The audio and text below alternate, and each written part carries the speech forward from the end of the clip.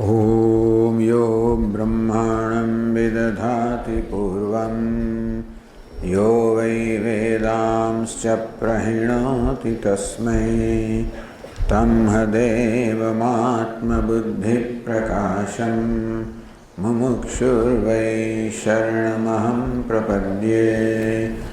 ॐ शान्ति शान्ति शान्तिः। ॐ नमो ब्रह्मादिभ्यो ब्रह्मविद्या संप्रदायकर्तृभ्यो वंशर्षिभ्यो महद्भ्यो नमो गुरुभ्यः। सर्वोपप्लवरहितः प्रज्ञानघनः प्रत्यगर्थो ब्रह्मैवाहमस्मि ब्रह्मैवाहमस्मि। ॐ नारायणं पद्मभवं वसिष्ठं शक्तिं च तत्पुत्रपराशरं च व्यासं शुकं गौडपदं महान्तं गोविन्दयोगीन्द्रमथास्य शिष्यं श्रीशङ्कराचार्यमथास्य पद्मपादं च हस्तामलकं च शिष्यं तन्तोटकं वार्तिककारमन्यान् अस्मद्गुरून् सन्ततमानतोऽस्मि।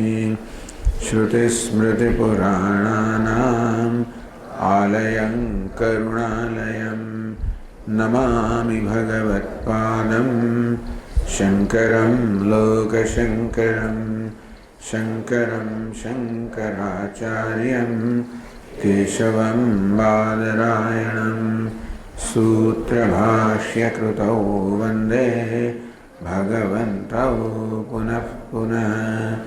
ईश्वरो गुरुरात्मेति मूर्तिभेदविभागिने व्योमवद्व्याप्तदेहाय दक्षिणामूर्तये नमः। ॐ पार्थाय प्रतिबोधितां भगवता नारायणेन स्वयं व्यासेन ग्रथितां पुराणमुनिना मध्ये महाभारतम् अद्वैतामृतवर्षिणीं भगवतीम् अष्टादशाध्यायिनीम् अम्ब त्वामनुसन्दधामि भगवद्गीते भवद्वेषिणीम्।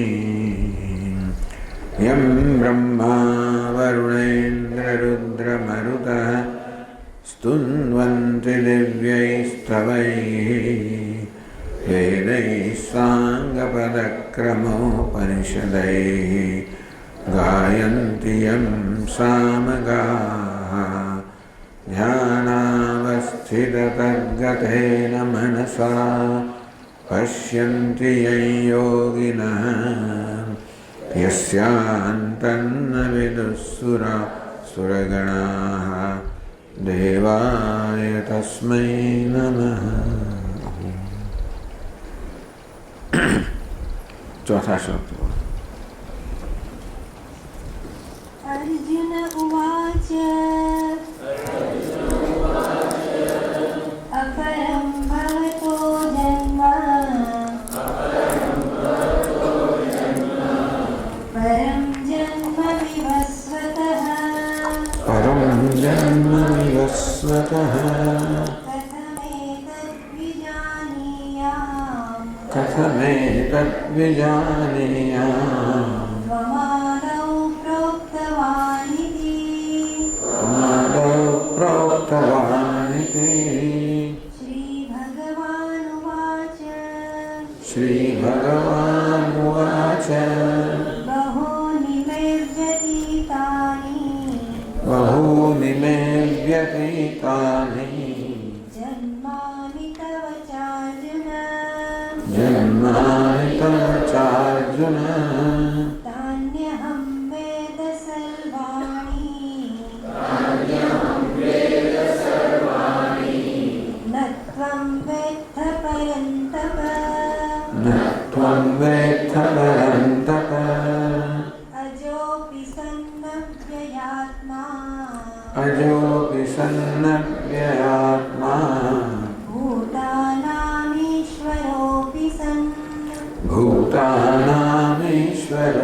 सन् प्रकृतिं स्वामधिष्ठाय प्रकृतिं स्वामधिष्ठाय सम्भवाम्यात्ममायया सम्भवाम्यात्ममायया यदा यदा हि धर्मस्य यदा यदा हि धर्मस्य ग्लानिर्भवति भारत ग्लानिर्भवति भारत अभ्युत्थानमधर्मस्य अभ्युत्थानमधर्मस्य तदात्मानं सृजाम्यहम् तदात्मानं सृजाम्यहम् परित्राणाय साधूनां परित्राणाय साधूनां विनाशाय च दुष्कृतां विनाशाय च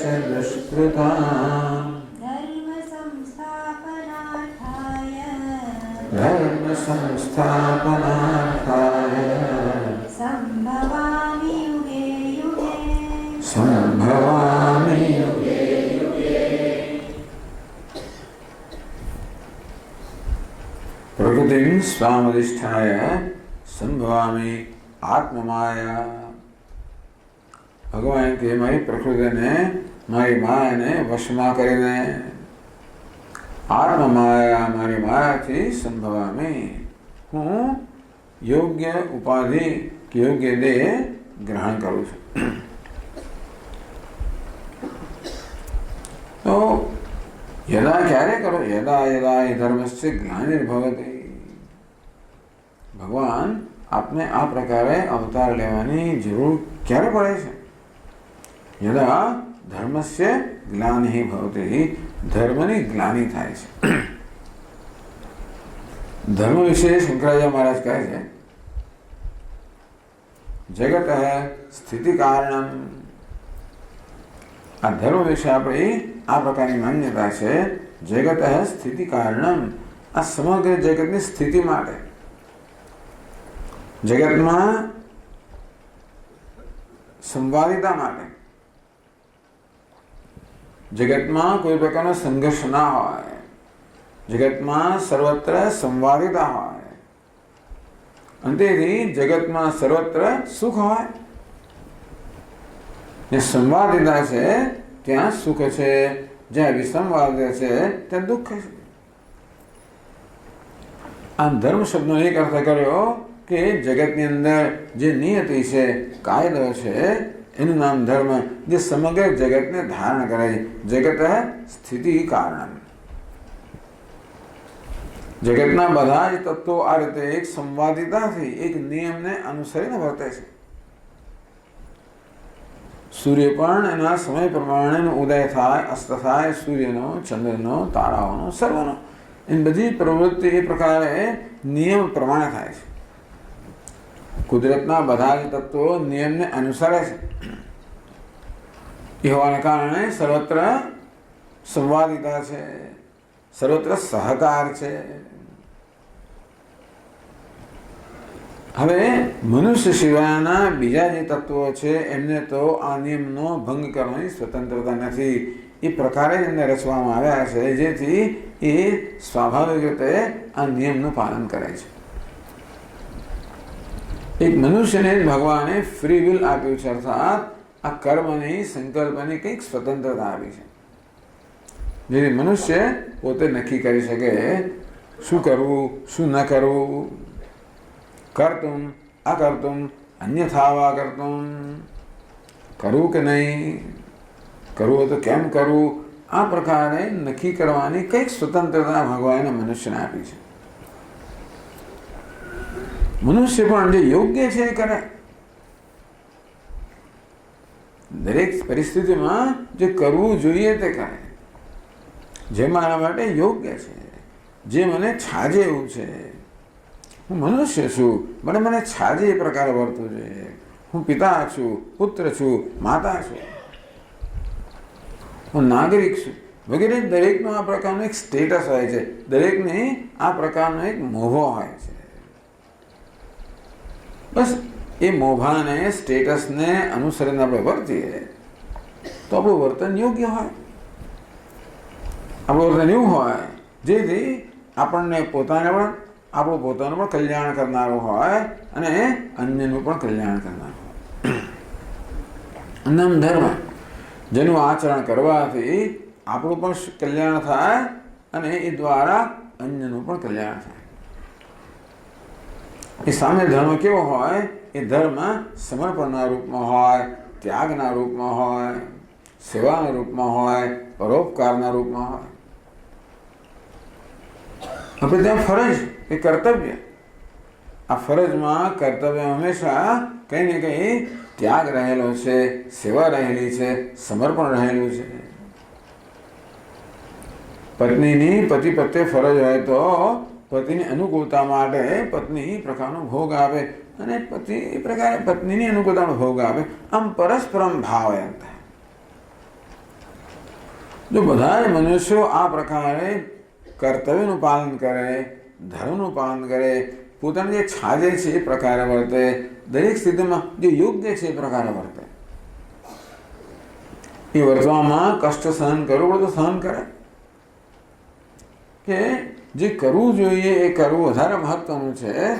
કષ્ટને ટાળવા કરતાં પણ જે કરવું જોઈએ એ કરવું વધારે મહત્વનું છે એવું આપણે સમજીએ તો કષ્ટ સહન કરીને પણ જે યોગ્ય છે તે કરીશું. પણ જે કરવું જોઈએ તે કરવું એ યોગ્ય છે, એનાથી લાભ છે એવી જે આપણી સમજ ના હોય તો આપણે કષ્ટને ટાળવાનો પ્રયત્ન કરીશું અને જે અનુકૂળ હોય તે કરીશું. What is right to do? What I like to do. દરેક સ્થિતિમાં શું કરવું યોગ્ય છે અને શું કરવું અનુકૂળ છે.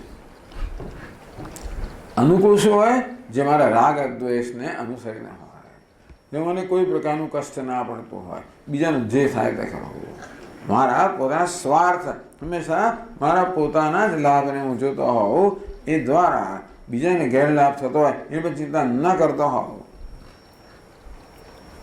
અને માણસમાં કામ, ક્રોધ, રાગ, દ્વેષ વગેરે આવેગો જ્યારે આવે અને માણસ એ આવેગોનો વશ થાય ત્યારે આ પ્રકારનું વર્તન થવાનું, જ્યાં પોતાના લાભ અને ખાતર સંભવ છે કે એ બીજાને નુકસાન પહોંચાડે.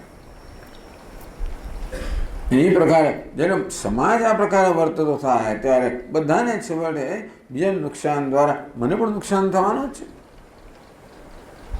આપણે કંઈક નુકસાનનો માર્ગ, એક હિંસાનો માર્ગ, અધર્મ એટલે હિંસાનો માર્ગ. હિંસા તો અવ્યવસ્થા, ધીમે ધીમે અવ્યવસ્થા વધતી જાય, અંધાધુની વધતી જાય, સંઘર્ષ વધતો જાય, માણસ તો સંતાપ વધતો જાય, દુઃખ વધતું જાય, પીડા વધતી જાય. ભગવાન આવું જ ન થાય. ધર્મસ્ય ગ્લાનિર્ભવતી અધર્મસ્ય અભ્યુત્થાનમ ભવતી. આ ધર્મની જે કર્તવ્યની યોગ્ય વર્તનની ગ્લાનિ થાય, એ ક્ષીણ થઈ જાય. અધર્મ, અયોગ્ય વર્તન, ફાવે તેવું વર્તન, સ્વચ્છંદ વર્તન, રાગદ્વેષની પ્રેરણાનું વર્તન એ જ્યારે મહત્વનું બની જાય, એ જ્યારે પ્રબળ બની જાય ત્યારે ભગવાન જુએ છે કે હવે જગત સ્થિતિ કારણ, આ ધર્મ તો જગતની સ્થિતિનું કારણ છે, જગતને સંવાદમાં રાખવાનું કારણ છે. એ ધર્મની હાનિ જ્યારે થાય ત્યારે જગતમાં સંવાદ ન રહે, સર્વત્ર દુઃખ ફેલાઈ જાય. ત્યારે ભગવાન કહે કે ધર્મ સંસ્થાપનાર્થાય, ધર્મને વળી પાછો સંસ્થાપિત કરવા માટે. ધર્મ એટલે આ નિયતિને, કાયદાને વળી પાછો સંસ્થાપિત કરવા માટે. પહેલા તો ધર્મનું રક્ષણ કેમ થાય? ધર્મનું પાલન કરનારનું રક્ષણ દ્વારા ધર્મનું રક્ષણ થાય અને સાથે સાથે અધર્મનું આચરણ કરનારાઓના વિનાશ દ્વારા અધર્મનો નાશ થાય. ધર્મનું રક્ષણ થાય, અધર્મનો નાશ થાય. તો પરિત્રાણે સાધુના, સાધુ એટલે જે લોકો ધર્મનું આચરણ કરે છે, પરિત્રાણે એમનું સારી રીતે રક્ષણ કરીને. વિનાશાય દુષ્કૃતામ, દુષ્કર્મ કરવો સ્વભાવ થઈ ગયો છે એવા અધર્મનું આચરણ કરનારા અને રીતે સમગ્ર સમાજને જે લોકો ભયરૂપ છે, પીડારૂપ છે, એ લોકોના વિનાશ દ્વારા. અને સાથે સાથે ધર્મ સંસ્થાપનાર્થાય યોગ્ય આચરણ દ્વારા ભગવાન હું પોતે યોગ્ય આચરણ કરું છું અને એ રીતે હું દર્શાવું છું કે ધર્મનું પાલન કેમ કરવું જોઈએ. જેમ કે રામચંદ્ર ભગવાને યોગ્ય આચરણ કર્યું કે ધર્મનું પાલન એટલે શું, સત્યનું આચરણ એટલે શું. કૃષ્ણ ભગવાને એ ધર્મનો ઉપદેશ કર્યો ભગવદ્ ગીતાના રૂપમાં અને અન્યત્ર પણ. મહાભારતમાં ઘણા સંવાદો છે, શ્રીમદ ભાગવતમાં છે અને ભગવદ્ ગીતા. ધર્મ સંસ્થાપનાર્થાય એટલે વળી પાછી આખી ગાડી જ્યારે ઠેકાણે આવે. એટલે યંત્રમાં બધું ખોટકાઈ ગયું હતું. થોડી મંકી રેન્ચ એવું કે અંગ્રેજીમાં. પેલું યંત્ર ચાલતો મેં એકદમ પેલું પાણું અંદર નાખો તો ખટકાઈ જાય તો બધું ખોટકાઈ ગયું. બધું સરખું કરે ભગવાન આવીને, વળી પાછું ચાલતું થાય એટલે પાછા જઈને ઊંઘી જાય.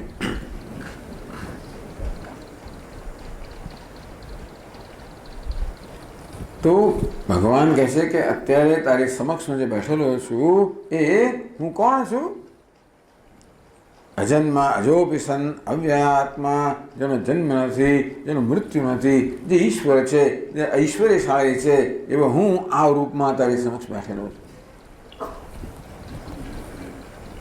હે અર્જુન, હું કોઈ ભલે મનુષ્ય જેવો દેખાતો હોવ, ભલે હું મનુષ્યનો દેહ ધારણ કરતો હોવ, ભલે મનુષ્યના જેવા કર્મ કરતો હોવ, પરંતુ હું કોણ છું? સાક્ષાત ઈશ્વર છું. પણ આપણે જોઈએ છીએ કે વારંવાર ભગવાન બધા અસુરોનો સંહાર કરતો વિનાશાચ દુષ્કૃતામ, અસુરોનો સંહાર કરતા હોય તો ભગવાન પક્ષપાત નથી કરતા. પરિત્રાણાય સાધનામ, ભગવાન આપ સાધુઓનો, સન્માર્ગસ્થનો, ધર્મનું આચરણ કરનારા છે એમનો પક્ષ લો છો, એમનું રક્ષણ કરો છો. અને જે બધા અસુરો છે એ બધાનો તમે આપ વિનાશ કરો છો. તો એકને ઉપર આપ અનુગ્રહ કરો છો, બીજાનો નિગ્રહ કરો છો. અનુગ્રહ કરવો, અનુકૂળ થવું, નિગ્રહ કરવો, એને રોકવો. ભગવાને આવું કરવું પડે. કોઈ પણ વ્યવસ્થાનું સંચાલન કરવું હોય તો નિગ્રહ અને અનુગ્રહ આ બંને કરવા જ પડે. મોટર ગાડી ચલાવી બરાબર હોય તો એમાં અનુગ્રહ પણ જોઈએ, નિગ્રહ પણ જોઈએ. અનુગ્રહ એટલે એક્સિલરેટર જોઈએ, જેથી તમારે ચલાવો એમ ચલાવે, અને બ્રેક પણ જોઈએ, નિગ્રહ.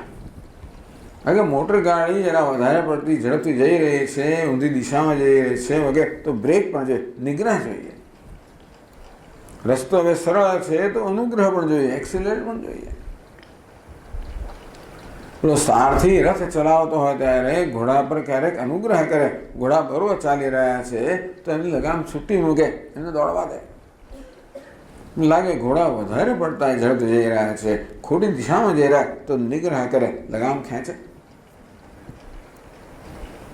આમ અનુગ્રહ નિગ્રહ કરવાની કુશળતા હોય તો આપણે મેનેજમેન્ટ કરી શકીએ, બાકી ન થઈ શકાય. બસ તું તો ઘોડાને બહુ પ્રેમ કરું છું, દોડાવવા દઉં છું, તો તમારે તો રથ ઉથલાવી પાડશે. હું તો હંમેશા બધાને કાબુમાં જ રાખું છું, તો તારું રથ ચાલશે જ નહીં.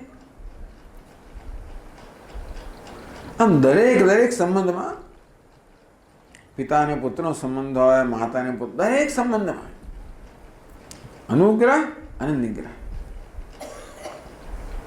બધી જગ્યાએ બાળકો પર આપણે માત્ર નિગ્રહ જ કર્યા કરીએ, એમના પર નિયંત્રણ જ રાખ્યા કરીએ, બધાને આપણા દાબમાં જ રાખ્યા કરીએ, તો એમનો વિકાસ ન થાય. એ લોકો એમની સ્વતંત્રતા ખીલી ના શકે. સાથે બધો અનુગ્રહ જ કર્યા કે જે માંગે આપ્યા જ કરીએ, તો પણ એ લોકો બગડીને ખાસ થઈ જાય. મારે જેમ ઉછેરવામાં અનુગ્રહ પણ જોઈએ, નિગ્રહ પણ જોઈએ, એમાં ખૂબ ડાપણ જોઈએ, ખૂબ ડાપણ જોઈએ. રાજામાં પણ એવું જોઈએ તો પ્રજાનો નિગ્રહ અને અનુગ્રહ. દરેક રૂલર હોય, શાસક હોય, એનામાં આવું હોવું જ જોઈએ કે કોનો અનુગ્રહ, કોના પર અનુગ્રહ કરવો, કોના નિગ્રહ કરવો. એ નિસ્વાર્થ બધા કરે પણ નિસ્વાર્થ થવું જોઈએ. પછી મારો લાગતો વળગતો છે, મને અનુગ્રહ કરવું, પેલો મારો દુશ્મન છે, મને નિગ્રહ કરવું, એવા જાતનું ખાર રાખે, રાગદ્વેષ રાખે તો એ યોગ્ય શાસક નથી. તો ભગવાન એવું કરતા લાગે છે, કોઈકના પર અનુગ્રહ કરે છે અને બીજાના પર નિગ્રહ કરે છે. પેલા અસુરો છે એમનો સંહાર કરે છે, ભક્તો છે એમનો અનુગ્રહ કરે છે, એમને બધું વ્યવસ્થા કરી આપે છે. ભગવાન આપ પણ આવા પક્ષપાતી ખરા કે નહીં? અને આપ જ્યારે અસુરો સંહાર કરો ત્યારે આપના ક્રૂરતા ખરી કે નહીં, નિષ્ઠુરતા નહીં? એ કહે છે ન છે એવમ દુષ્ટ નિગ્રહમ કુર્વતઃ. ભગવાન ભાઈ દુષ્ટનો નિગ્રહ કરતો હોય, એમને દાબમાં રાખતો હોય અને એમનો સંહાર પણ કરતો હોય તો પણ એમને નિષ્ઠુરતા નથી. દૃષ્ટાંત આપે છે કે માં બાળકમાં બંને વસ્તુ કરતી હોય છે. લાળને તાળને માતુઃ ન કારુણ્યમ યથાર્ભકે. કે માં ડાહીમાં ડાહી સમજદારમાં લાળને તાળને બાળક લાલન કરે, પાલન કરે, લાડ કરે, તાળન પણ કરે જરૂર પડે તો. હવે ના થાય, હવે તો ગેરકાયદેસર. અમેરિકામાં તાળન કર્યું બધું પેલું બાળક પોલીસને બોલાવીને મા બાપને પકડાવી દે.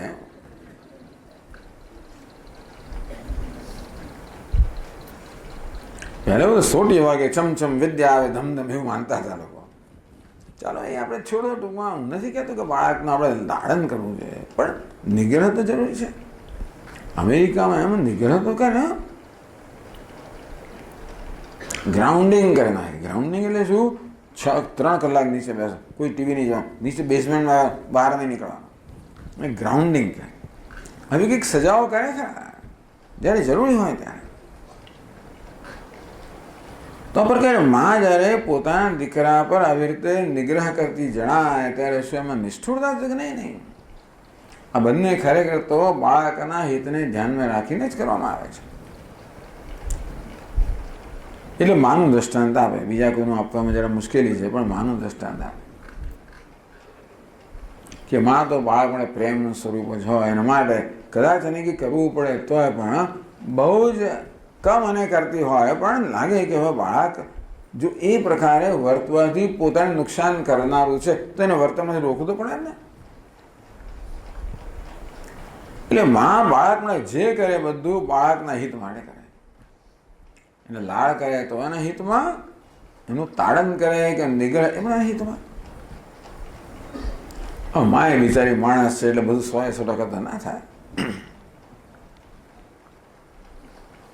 એવું કોઈ નથી જે એકદમ પરફેક્ટ હોય, કોઈ પણ રાગ દ્વેષ વગરનું હોય. એટલે માં ગમે તેવી તો ક્યારેક ગુસ્સે લગાવી પણ દે. ભગવાન એવું નથી. માનું દ્રષ્ટાંત આપ્યું, નજીક છે માં. માણસ તો ખરી, ભગવાન તો સંપૂર્ણ રાગ દ્વેષ વગરના છે. ઈશ્વરો બેસન હંમેશા પોતાના સ્વામી છે. એ ક્યારેય પણ માયાને, પોતાના મનને, રાગ દ્વેષને આવવાનું ક્યારે વશમાં નહીં, ક્યારે નહીં. એમનામ જ ભગવાન એ યોગ્ય શાસક કહેવાય, જે ક્યારે રાગ દ્વેષથી ન પ્રેરાયો હોય, પક્ષપાતથી ન પ્રેરાતો હોય, ક્યારે નિષ્ઠુરતાથી ન પ્રેરાતો હોય. એવું તો દુનિયામાં થયો નથી, થશે નહીં. પણ ભગવાન તો ખરો, તો જ ભગવાન કહેવાય. નહીં તો આપણા સ્વામીની વાત તો મારા અંકલમાં ને ભગવાનનો ફેર શું? ભગવાને ખાર રાખતો હોય ને સજા. એવા ઘણા લોકોના ભગવાન એવા જો આમ કરે ભગવાન મારી નાખશે તને, એવો કેવો ભગવાન? મને મારી નાખે, સજા કરે? નહીં. ઘણા લોકો કહે સ્વામી ભગવાનને સજા કરે. ના, સજા ના કરે. એ જે કરે હંમેશા અનુગ્રહ જ હોય. ક્યારેક એમ કહેવાય બ્લેસિંગ ઇન ડિસ્ગાઇઝ, એનો અનુગ્રહ જ હોય. ક્યારે પ્રત્યક્ષ હોય, ક્યારે પરોક્ષ હોય. એટલે ભગવાન આવી રીતે અવતાર લઈને કેટલાક લોકોનો નિગ્રહ કરતો હોય, દુષ્ટનો વિનાશ કરતો હોય. એની પાછળ ખરેખર કરુણા જ રહેલી છે. એ જેનો નાશ થાય એના પ્રત્યે કરુણા રહેલી છે. ચિત્તે કૃપા સમર નિષ્ઠુરતા દુષ્ટા ત્વયે દેવ વરદે ભુવનત્રયે.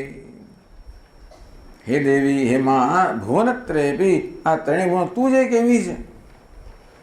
ચિત્તે કૃપા સમર નિષ્ઠુરતા દુષ્ટા. તને જ્યારે મહિષાસુર વગેરે આ બધા દૈત્યોનો વધ કરતી જોઈએ એમ લાગે કે કેટલી નિષ્ઠુરતા છે, સરળ મેદાન નિષ્ઠુરતા, ચિત્તે કૃપા, પણ છતાંય ચિત્તમાં કૃપા છે.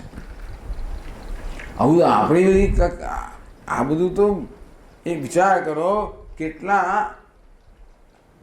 કેટલા આત્મવિકાસની અપેક્ષા રાખે છે, હૃદયની કેટલી વિશાળતાની અપેક્ષા રાખે છે, કેટલા પ્રેમની અપેક્ષા રાખે છે, કેટલી ઉદારતાની અપેક્ષા રાખે. ભગવાન તો ખરો એને ભગવાન કહેવાય જે બધું પૂર્ણ માત્રામાં ધરાવે છે. એટલે જ્યારે એમ ભગવાન કે વિનાશાય દુષ્કૃતામ, આ દુષ્ટ લોકોનો વિનાશ કરવા માટે અવતાર લઉં છું, એની પાછળ એ દુષ્ટ લોકો પ્રત્યે જ એમની કરુણા રહેલી હોય, જેથી એમની પણ ઉન્નતિ થાય. એ છૂટે આમાંથી, નહીં તો દુષ્કર્મ કર્યા જ કરે તો એમનું કેટલું વિનાશ, એને બંધ કરવો જોઈએ.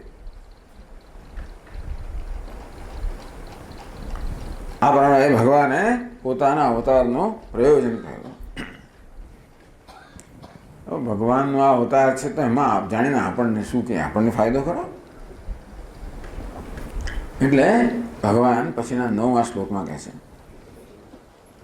જન્મ કર્મ ચ મે દિવ્યમ, જન્મ કર્મ ચ મે દિવ્યમ, એવં યો વેત્તિ તત્વતઃ, એવં યો વેત્તિ તત્વતઃ, ત્યક્ત્વા દેહં પુનર્જન્મ, ત્યક્ત્વા દેહં પુનર્જન્મ, નૈતિ મામેતિ સોऽર્જુન, નૈતિ મામેતિ સોऽર્જુન. આપણે આટલી બધી ચર્ચા કરી ભગવાનના અવતારની, ભગવાન એમાં કે આપણે લાભ કર્યો તો કે હા, શા માટે ભગવાન વિશે આપણે આટલી લાંબી ચર્ચા કરીએ છીએ? કારણ કે આપણને લાભમાં છે.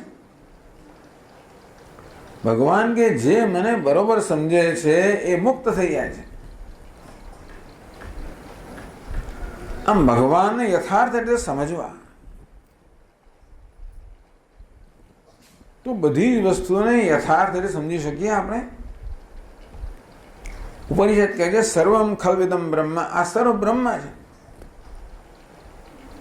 સર્વ બ્રહ્મ છે. હું બ્રહ્મ તત્વમસી અહમ બ્રહ્મ, હું પણ બ્રહ્મ છું. આમ જો બધું જ બ્રહ્મ હોય તો બ્રહ્મને અર્થાત ઈશ્વરને બરોબર સમજવાથી આપણે બધાને બરોબર સમજીએ ખરા કે નહીં? બધાને ઉપરાંત આપણી જાતને બરોબર સમજીએ, કારણ કે બ્રહ્મ આપણું સ્વરૂપ છે. આ ઈશ્વર જો આપણા કદાચ જુદો હોત તો ઈશ્વરને સમજવાથી આપણને કેટલો લાભ થાય એ વિચાર કરવા યોગ્ય છે, વિચારણીય છે. પરંતુ વેદાંત જે રીતે ઈશ્વર નિરૂપણ કરે છે એમાં આ ઈશ્વર અને જીવ બંને જુદા નથી. સવારમાં ચર્ચા ચાલે તત્વમસી શ્વેત કહેતો, એ શ્વેત કહેતું તે તું છે, તે ઈશ્વર તું છે. સમજવાની વસ્તુ છે. રમણ મહર્ષિ કે ઈશ જીવયોર વેશધિભેદા સત સ્વભાવતો વસ્તુ કેવલમ. અરે ભાઈ ક્યાં ઈશ્વર અને ક્યાં હું? ભાઈ એ કેમ હોઈ શકે?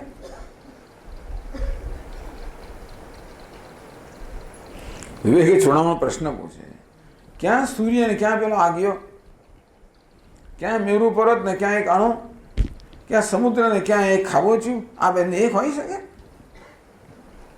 તો કે હા અને ના. એમના કદની દ્રષ્ટિએ, માપની દ્રષ્ટિએ કે નથી, પણ તત્વની દ્રષ્ટિએ કે છે. મૂળ અગ્નિ હોય, એક નાનો તણખો હોય, ભલે માપની દ્રષ્ટિએ, કદની દ્રષ્ટિએ તણખો જે છે એ કેવો છે? તદ્દન ક્ષુલ્લક છે, ક્ષુદ્ર છે. અગ્નિ મહાન છે, પણ તત્વની દ્રષ્ટિએ જે તણખો છે એ પણ એનો ધર્મ છે ઉષ્ણ અને પ્રકાશ. અને અગ્નિ પણ કેવો છે? ઉષ્ણ અને પ્રકાશ. એ દ્રષ્ટિએ એક જ છે.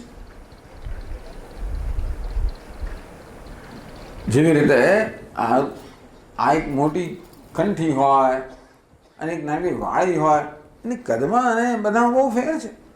નામ જુદું છે, રૂપ જુદું છે, ઉપયોગ જુદો છે, સ્થાન બધું જુદું છે, છતાં પણ તત્વની દ્રષ્ટિએ નહીં કરે છે. તો ભગવાન પણ આ કહી રહ્યા છે કે મમ વેતિ મામ વેતિ તત્વતઃ, જે મને તત્વતઃ જાણે છે, મારા તત્વને જાણે છે. આમ ભગવાનને જાણવાની બે રીતે થઈ.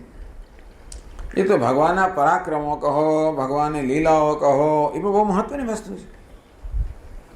ભગવાને કેટલી લીલાઓ કરી બધી, દુષ્ટનો સંહાર કરવાનો બી, કે પછી ગોવર્ધન ધારણ કરવો બી, કેવો મહાન પરાક્રમો કર્યા. ભગવાનને એ બધી લીલાઓ કર્મ છે એનું પણ ગાન કરવાનું કારણ છે, જેથી આપણને પુણ્ય પ્રાપ્ત થાય, આપણો અહંકાર ક્ષીણ થાય, પુણ્ય પ્રાપ્ત થાય, અનુગ્રહ પ્રાપ્ત થાય, એ દ્વારા આપણું કલ્યાણ થાય. એ ખરું, અને એ તો કરવું જોઈએ. પણ બીજું ભગવાન તત્વતઃ, ભગવાનનું તત્વ કેવું છે? ઈશ જીવયો વેશધિભેદા, જેને ઈશ્વર કહેવાય, જીવ કહેવાય, એ બંનેમાં તફાવત છે, વેશનો તફાવત છે. એક જ પરમાત્મા પણ માયાનો વેશ ધારણ કરે ત્યારે એને ઈશ્વર કહેવાય. માયામાં શું છે? માયા કેવી? સર્વજ્ઞ, સર્વશક્તિમાન, આ બધું સર્વજ્ઞાન, સર્વશક્તિ બધું માયામાં છે. એવું વેશ ધારણ કરે ત્યારે એ બ્રહ્મ, સર્વજ્ઞ, સર્વશક્તિમાન ઈશ્વર કહેવાય. એ જ બ્રહ્મ કે પરમાત્મા અવિદ્યાનો વેશ ધારણ કરે, બધી વસ્તુ અલ્પ છે, જ્ઞાન શક્તિ બધું અલ્પ છે, ત્યારે જીવ કહેવાય. વેશધિભેદા, આ વેશની દ્રષ્ટિએ તો મહાન ભેદ છે. સત સ્વભાવ હતો પણ વેશ વગર કોણ છે? એ જ પરમાત્મા ઈશ્વરના રૂપમાં છે, એ જ પરમાત્મા જીવના રૂપમાં છે. આ વાળી છે ને, આ વાળીએ શું કરવાની જરૂર છે? બિચારી નાનામાં નાની છે, ચૂની વાળી શું નાકમાં આવે છે ને, નાનામાં નાનું ઘરેણું કહેવાય.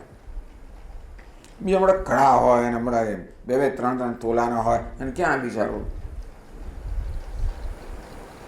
અને છતાં વાળી પણ કહી શકે કે હું આ સર્વનો આત્મા છું.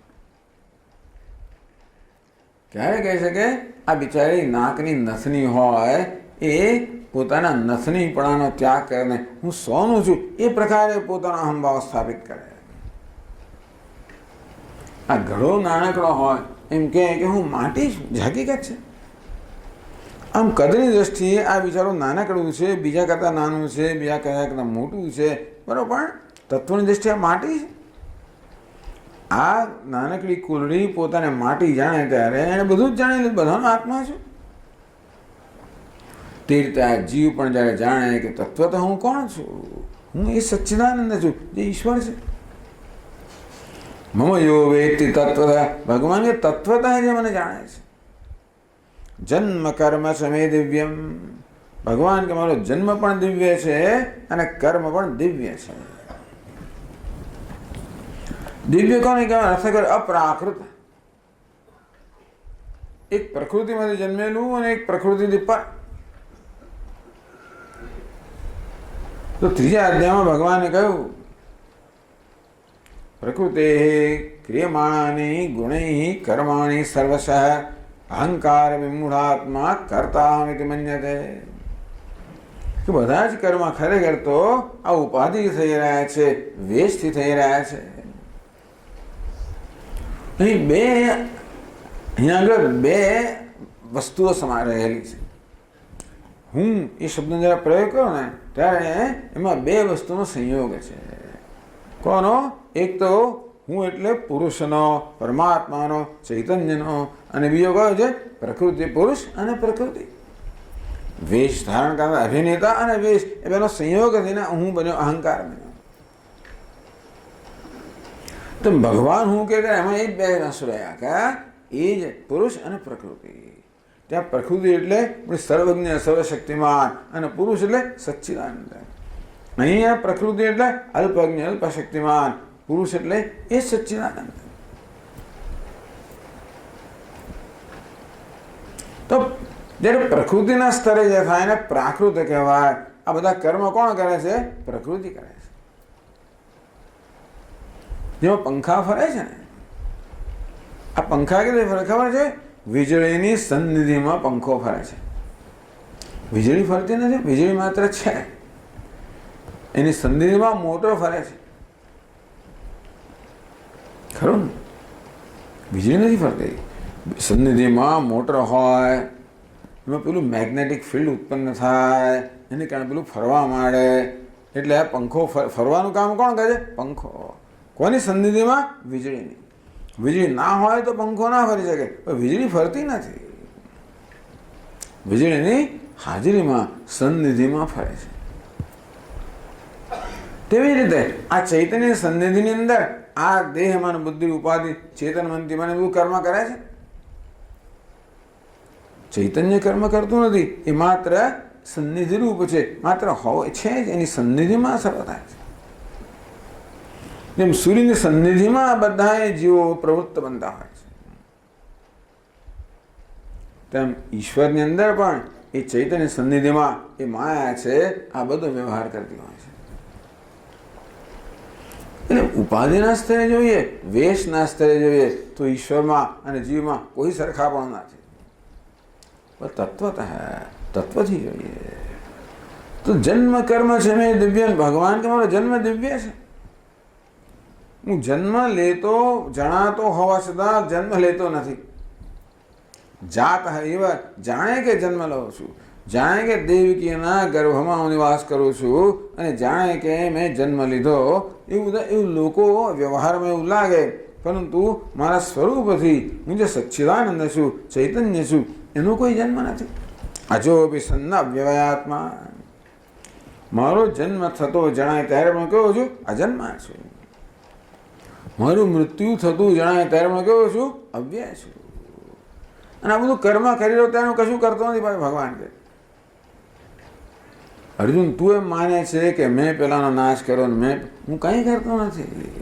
કર્મ છે મેં દિવ્યમ. વાસ્તવિક હું અકર્તા છું. આ બધું આ ચોથા અધ્યાયમાં કહેશે આપણને. આત્મા કેવો છે? જેનો જન્મ નથી, મૃત્યુ નથી, વિકાર નથી. અજો નિત્ય શાશ્વતો એમ પુરાણ. અજન્મા છે, નિત્ય છે, શાશ્વત છે, પુરાણ છે, નિર્વિકાર. એવું આ મારું સ્વરૂપ છે, એ જ ઈશ્વરનું સ્વરૂપ છે. કર્મ પણ આ બધું વેશ ઉપાધિના સ્તરે થાય છે. જેમ વિચાર કરો, કોઈ અભિનેતાએ ભિખારીનો વેશ લીધો હોય તો ભિખારીપણું ક્યાં છે? ના, વેશમાં છે, અભિનેતામાં નથી. પેલો ભીખ માગતો હોય, આંખમાંથી આંસુ આવતો હોય, પેલું ગીત ગાતો હોય, ભીખ માગતો હોય, આ બધું કરે છતાંય નથી કરતો. ખરું કે નહીં? પેલું કે અમિતાભ બચ્ચન મારું કર્મ કેવું છે? દિવ્ય છે. એટલે હું કરવા નહીં કરવા છતાં કરું. કરતો જણાવું છું ખરો. બહારથી આંખોથી આંસુ આવી રહ્યા છે. અમારા સ્વામીજી કે અંદરથી પોતાની જાતને અભિનંદન આપતો હશે, ઓહો કેવા સાચા આંસુ હું લાવી શકું છું. રડતો જણાતો છતાં પણ રડતો નથી. ભીખ માંગતો જણાતો હોવા છતાં ભીખ પોતાની દ્રષ્ટિથી નથી માંગતો. બરાબર ને? તેવી રીતે આત્મા કેવો છે? અકર્તા છે. ભગવાન આ બધા સર્વ કર્મ કરે છે, સ્વયં કેવા છે? અકર્તા હોવા છતાં બધું કર્મ કરતા જણાય છે. અજન્મ હોવા છતાં પણ જન્મ લેતા જણાય છે. અવ્ય હોવા છતાં પણ જાણે કે એ મૃત્યુ પામતા જણાય. ભગવાન કૃષ્ણમાં વિદાય લે, એનું મૃત્યુ થયું. બોલો, કોઈ પારધી એમને તીર માર્યું અને એમનો પ્રાણ ગયો ભગવાનનો. આ બધું શું છે? નાટક છે, ખેલ છે, માયાનો ખેલ છે. વાસ્તવમાં ભગવાન કેવાય? સ્વયં કેવા છે? નિત્ય શુદ્ધ બુદ્ધ મુક્ત નિષ્ક્રિય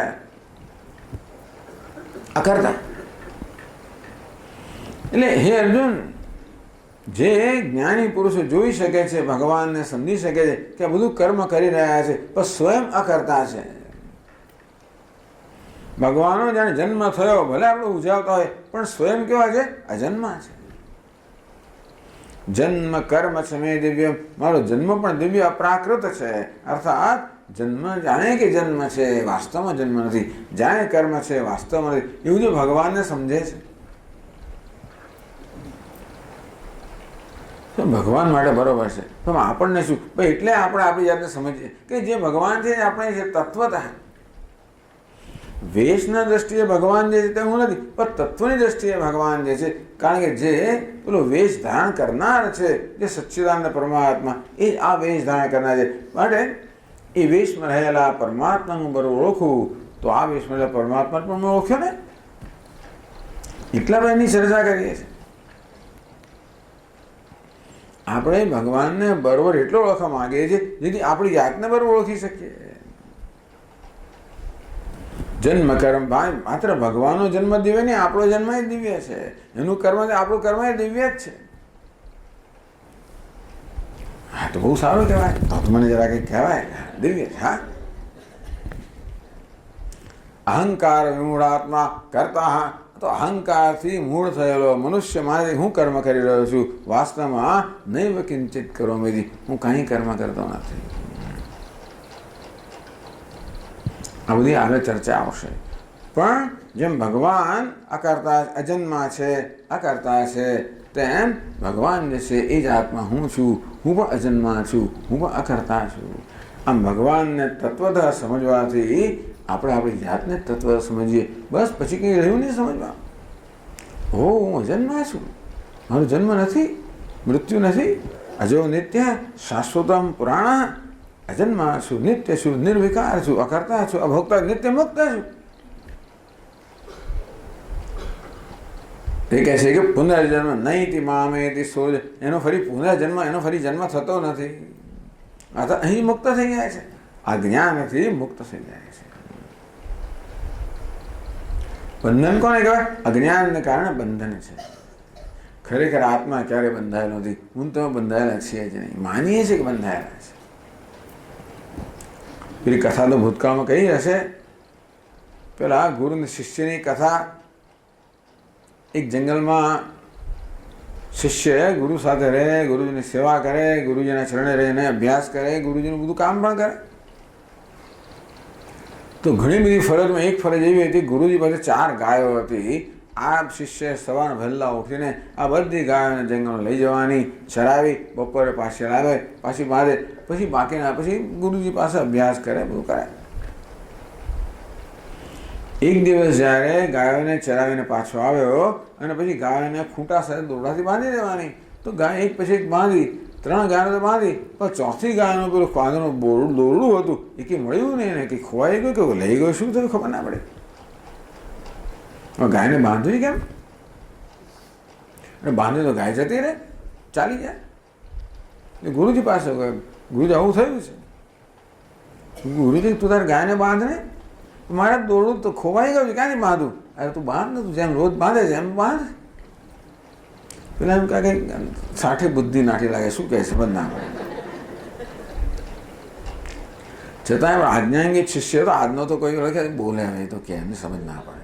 તો પેલો આજ્ઞાંગિત એણે એમને કર્યું, ગાયને એના સ્થાને રોજની જેમ લઈ ગયો અને જાણે બાંધતો ચેષ્ટા કરી. એના આશ્ચર્ય વચ્ચે ગાય ત્યાં ઊભી રહી ગઈ, ત્યાં સ્થિર થઈ ગઈ. એમ કે ગાય પાછી ક્યારે જતી? દર અડધો કલાક જઈને જોયા, ગાય ત્યાં ત્યાં આખી રાત ત્યાં ને ત્યાં. ગુરુજીમાં કંઈક મૂઠ મારી લાગે, ચમત્કાર કરો લાગે છે. આવું થાય ને એટલે એકદમ એની એવી શ્રદ્ધા વધી જાય કે હા, ચમત્કાર કે નમસ્કાર. સવારના પરમાં વહેલો ઉઠ્યો અને પેલી 3 ગાયને છોડી, પૂંછડી આંબળી, ગાયો ચાલવાના આવી. એને તો છોડવાની સવાલ, એને તો પૂંછડી આંબળી, પણ ગાય પાછી હટે નહીં. પછી ગુરુજી શું મૂઠમાં પાછી અંદર ગયો કે મારા ગાય તો ચાલતી નથી, એટલે એને ત્યાં છોડી, મને બાંધી જ ક્યાં? અરે જેમ બાંધી તેમ તો છોડ. પાછો ગાય પાસે ગયો, છોડવાની ચેષ્ટા કરી, એની આશ્ચર્ય વચ્ચે પછી પૂંછડું આંબળ્યું, ગાય ચાલવા લાગી. ગાયનું બંધન અને ગાયની મુક્તિ. બંધન પણ શું છે? હું બંધનમાં છું એવો ભ્રમ છે, એટલે બિચારી ચાલતી નથી. એ ભ્રમ એ છૂટી, ગાય છૂટી નથી. શું થયું? બંધનનો ભ્રમ ગયો. એ ખરેખર બંધાયેલી હોય તો છોડવાનો સવાલ છે ને, પણ બંધાયેલું જો એક ભ્રમ જન્મ્યો એનામાં, એ ભ્રમની નિવૃત્તિ. તેમાં આત્મા ક્યારે હું બંધાયેલો છું જ નહીં, કોઈને બાંધી પણ ના શકે. માત્ર એક ભ્રમ છે, હું બદ્ધ છું, મને કરતા માનું છું, મારો જન્મ થયો, મારું મૃત્યુ થશે, આ પ્રકારના ખ્યાલ મારા વિશે સેવું છું. જ્યારે આત્માનું યથાર્થ જ્ઞાન થાય ત્યારે આપણો ભ્રમ દૂર થઈ જાય. જે નિત્ય મુક્ત જ છું એ મારી મુક્તિનો માલિક બનો. જે છું હોય એનો માલિક બનો, નવું કંઈ પ્રાપ્ત કરવાનું નથી.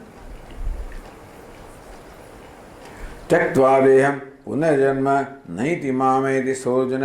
હે અર્જુન, આ પ્રકારે જે તત્વતઃ મારા સ્વરૂપને જાણે છે, ત્યક્ત્વા દેહમ, આ દેહનો ત્યાગ કરીને એને ફરી જન્મ લેવાનું નથી, અર્થાત આ દેહમાં જે મુક્ત થઈ જાય છે. એટલે ભગવાન આવી પોતાની ચર્ચા કરે છે, નહીં તો આ કથા થઈ જાય. અમે ભગવાન એમ નથી કોઈ ગોવર્ધન ધારણ કર્યો અને ગાયો ચડે, એ તો શું છે, એ કથા એ પણ એ જુદી, એનું પ્રયોજન જુદું છે. એ જાણવાથી આપણને આપણામાં કંઈ ફેરફાર ના થાય. એ જાણવાથી જરૂર આપણે ભગવાનનું અનુસંધાન કરીએ, એનું ચિંતન કરીએ, આ પુણ્ય પ્રાપ્ત એવું થાય. પણ અહીં ભગવાન જે કથા કહે છે જુદા પ્રકારની છે. અહીં ભગવાન જે કથા કહે છે એ પોતાના સ્વરૂપની કથા, પેલી એમની લીલાઓની કથા છે, એમના સ્વરૂપની કથા છે. એમને હજી લીલા આપણે ના કરી શકીએ. આપણે ગાયને ચરાવવા જઈએ તો ગાય આપણને તો શીંગડું મારીને ક્યાંય ને ક્યાંય ફેંકી દે.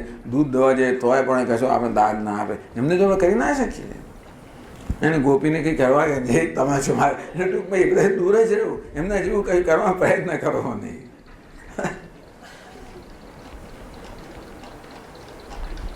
ત્યાં દૂરથી ભગવાનના દર્શન કરવા, એની લીલાઓનું ચિંતન કરવું, એ એક વસ્તુ છે, સગુણ બ્રહ્મ. અહીં ભગવાન પોતાની કથા કહી જ રહ્યા છે, પણ ભગવાન પોતાના સ્વરૂપની કથા કહી રહ્યા છે, અને તેથી એને જાણવાથી આપણે આપણી જાતને જાણીએ. કારણ કે તત્વની દ્રષ્ટિએ ઈશ્વરમાં જીવમાં કોઈ તફાવત નથી. એમણે પ્રસંગોપાત કહી દીધું. મુખ્ય વિષય તો પોતે કોણ છે, હું ઈશ્વર છું, સાક્ષાત ઈશ્વર છું. કે અર્જુન, તારી સામે સારથીના વેશમાં બેઠેલો હું અત્યારે ભલે તારા નોકરના રૂપમાં છું.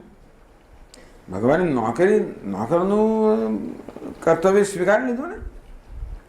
અર્જુન કે ભગવાન મારા સારથી બનશો, જરૂર બનીશ. એમને કોઈ સંકોચ નથી. પોતાના મિત્ર નોકર બનવામાં સંકોચ નથી. અને આજનો સારથી તો બીજા 10 નોકર રાખે. પેલા કે જા ઘોડા લઈ જવા નાખો. આ તો આ ભગવાન બધું કરનારા. રોજ આ સાંજે ઘોડાઓને છોડે, ઘોડાઓને નવડાવે, માલિશ કરે, ઘાસ ખવડાવે, બહુ દરકાર કરે.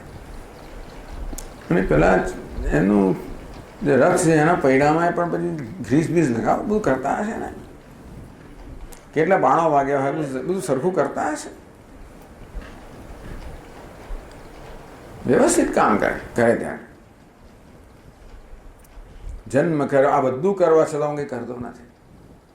મને એનો કોઈ બોજ નથી. ભગવાન આટલું બધું એમને કોઈ બોજ નથી. કેમ નથી? કર્તૃત્વ નથી, ભોક્તૃત્વ નથી, આસક્તિ નથી, કર્મફળની અપેક્ષા નથી. એ પણ આગળ કહે છે ભગવાન. તો આ પ્રકારે ભગવાને પોતાના સ્વરૂપની વાત કરીને એના જ્ઞાનથી કેવી રીતે મોક્ષ પ્રાપ્ત થાય એ બતાવ્યું. નૈવ મોક્ષ માર્ગ ઇદાનીમ પ્રવૃત્ત. અર્જુન, આ મોક્ષનો માર્ગ કયો માર્ગ કયો?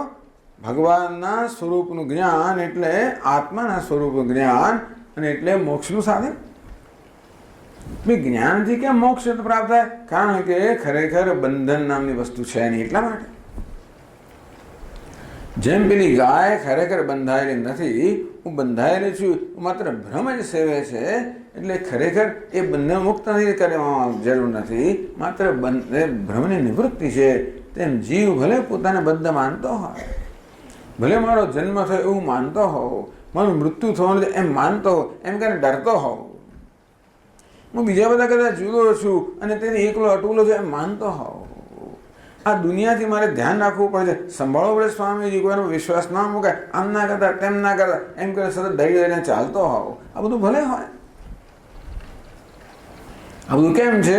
કારણ કે હું મારી જાતને સાચી રીતે જાણતો નથી, ખોટી રીતે જાણું છું.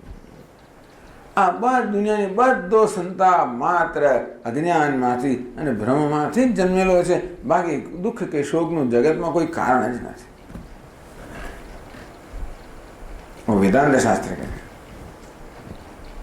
દુઃખ કોને થઈ જાય? કોણ દુઃખ અનુભવી રહ્યા છે? આ તો પેલો કરોડપતિ માણસ હોય ને રડતો હોય કે મને એક સિગરેટ આપો ને મને ચા ના આપો ને ચાનો 5 રૂપિયા આપો. કોણ માગે છે? તારા એકાઉન્ટમાં તો સેંકડો કરોડ રૂપિયા છે.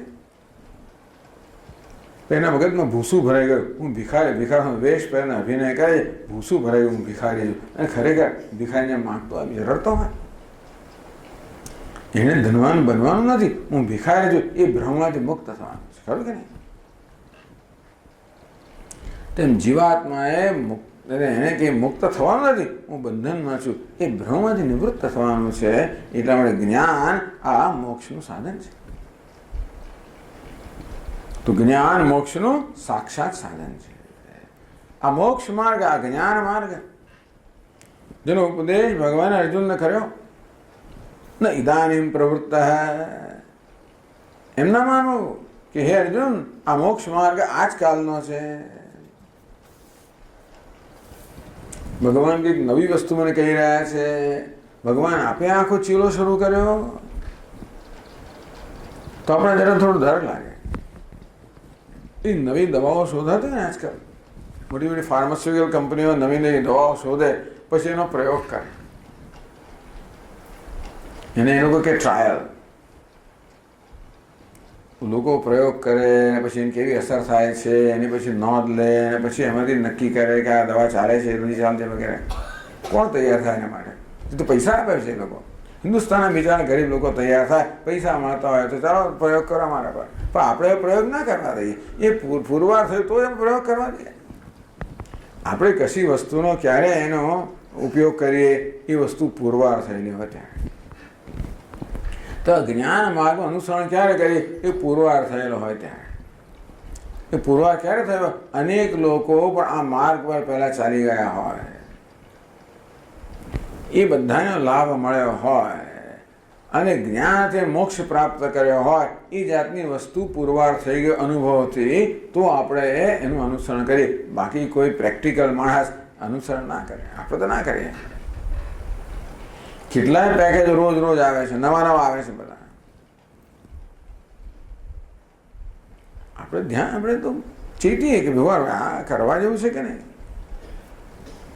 તેમ ભગવાને આ જ્ઞાન માર્ગનો ઉપદેશ કર્યો તો ભગવાન કહે છે કે આજકાલનો આ પંથ કોઈ ચીલો નથી, આ તો પુરાણ અનાદિકાળથી ચાલતો આવ્યો છે. એટલે ભગવાન કહે છે 10મા શ્લોકની અંદર, વીતરાગ ભય ક્રોધાઃ, વીતરાગ ભય ક્રોધાઃ, મન્મયા મામુપાશ્રિતાઃ, મન્મયા મામુપાશ્રિતાઃ, બહવો જ્ઞાન તપસા, બહવો જ્ઞાન તપસા,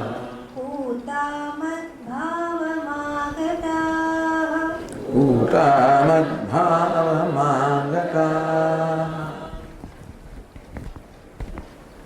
તો ભગવાન હવે બહવ અનેક મદભાવમ આગતા, ભગવાન કે અનેક બધા સાધકોએ મુમુક્ષુએ મારા ભાવને પ્રાપ્ત કર્યો છે, મારા સ્વરૂપને પ્રાપ્ત કર્યું છે, મને પ્રાપ્ત કર્યો છે, મુક્ત થયેલા છે. અનેક બહવ. એ કેવા છે? ભગવાન આજે અનેક મુમુક્ષુએ પોતાના જીવનનું કલ્યાણ કરેલું છે. એ કેવી રીતે કર્યું? એનું વર્ણન એટલા માટે કરે છે કે આપણે પણ એ પ્રકારે કરીએ.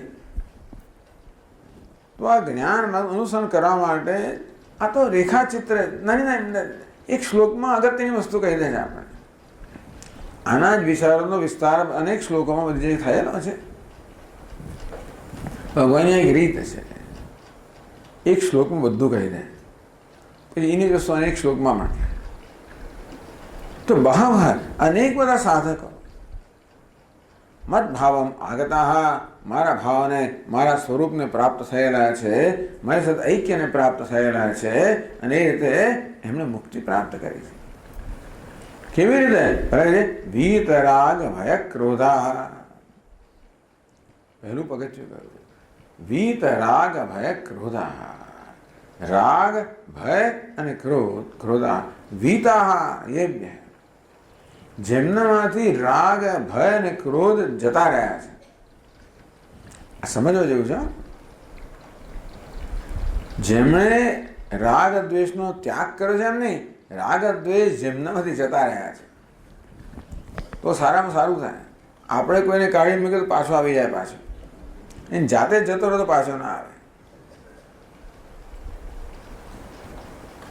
જૂના જમાનામાં આપણે ત્યાં પેલું છાપું આવે, રોજ અમારા પડોશી આવે, વહેલા આવે, છાપું વાંચવા આવી જ જાય.